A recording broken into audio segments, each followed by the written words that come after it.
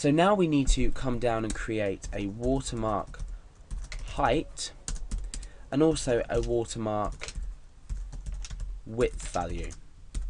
And we can easily do this using the image sx function. So it will type image sx, and here we just need to supply one argument, and that's just the image we've already loaded in. So we've got the watermark height, so the image watermark height, using this function and just supplying the already opened image. So we'll do exactly the same thing for the width as well.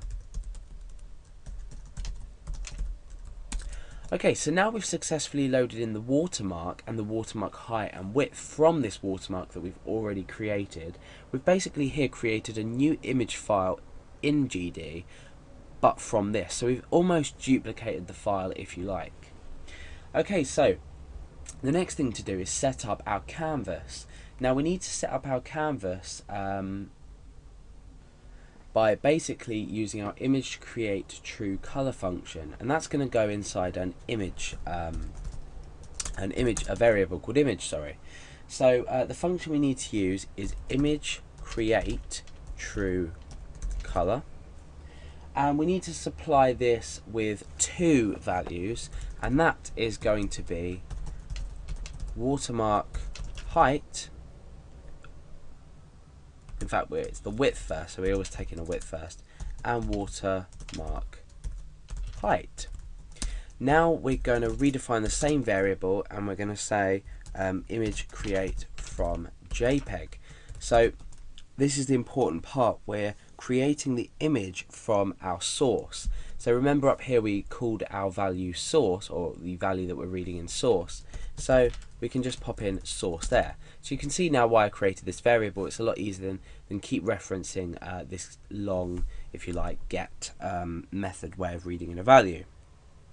So now what we need to do is get the image size. So by image size I mean the image as in the phone image that I showed you earlier.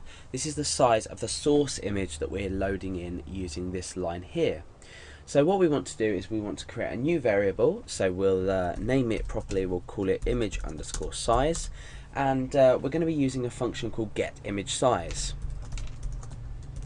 Now get image size isn't actually a GD function itself. This can be used without GD. So if you find that you might need this function elsewhere, and you might need to use this function and you don't have GD installed, you're more than welcome to use this as it's not part of the GD library.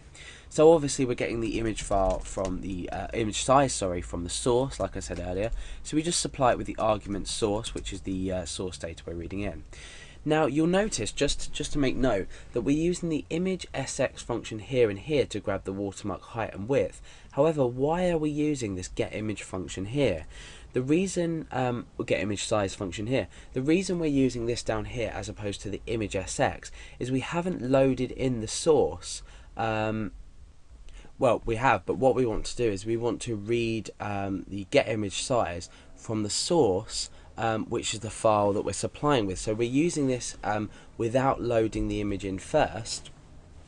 And as we've done here, create image from here, we've used this function here, but here we're just using the get image size, and this is going to read it in as an array. So now what we can do is we can set two variables, that's x and y. Now these two variables are going to be the positioning for our watermark. Now remember I said that we're going to have it 10 pixels from the bottom and 10 pixels from the side. So we need to take this into account when we're minusing values, because let's say my text editor at the moment was an image. The top here would be at 0, and then we'd go all the way down here positively and all the way down here positively. So what we want to do is we want to start here and minus 10 and minus 10, so we're going to end up around here. Then we can display our watermark here. So let's change this x variable, and like I said, image size is read in as an array, and the first element of the array, so element 0, let's just type it out so we can see what we're doing, is equal to the width of the image. So the first one, which is 0, is equal to the image width. So now what we can do is say the image width overall minus the watermark width Remember, we got the watermark height and width over here earlier. I've just noticed that the I've supplied the wrong function in here. Image sy is for height, and image sx is for the width. So let's just change these around so they're in order as we're supplying them. So yeah, sorry about that. If you go back, if you're following this tutorial as it is, we've got image x and y. So we've got x and y for the width and the height. So the watermark width is now going to be -10, because like I said, I want it 10 pixels away width-wise. Now height-wise, I want it 10 pixels away as well, but this time for the image size, which is now an array, we want that to 1, because that's going to represent the height. So 1 is representing the height. So let's do exactly the same. We're using exactly the same structure. We want to say watermark height -10. Okay, so let's just recap on what we've done. We've loaded the image in as a file name.